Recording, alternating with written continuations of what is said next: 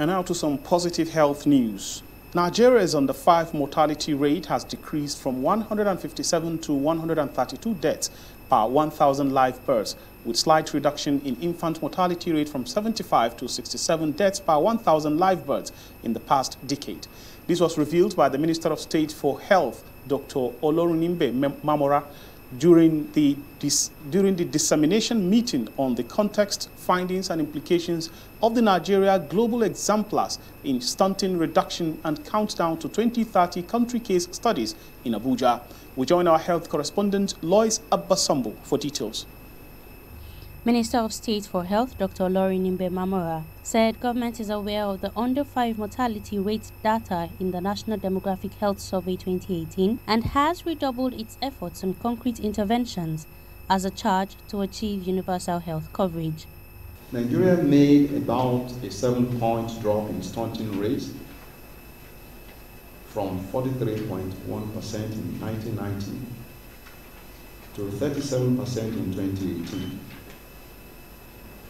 Going by our resolve to leave no one behind, this rate is not acceptable.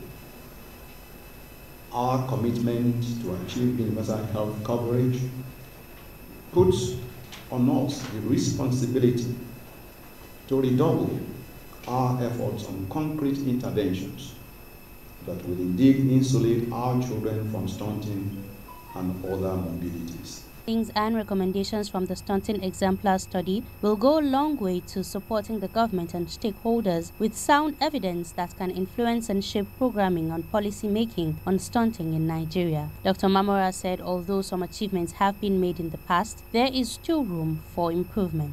Every morbidity, every mortality, every ugly change in nutritional status that is reported may appear to us as mere data.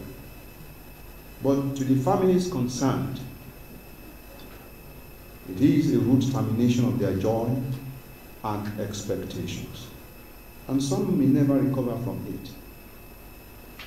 As stakeholders in the health sector, a huge responsibility is laid on us to ensure that even as we count the data towards 2030, we make the experience worthwhile by really making the data count.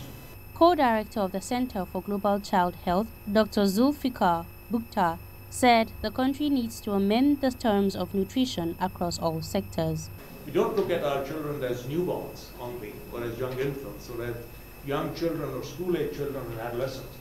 We look at their entire trajectory as a continuum. And that is what is needed for health and nutrition programming.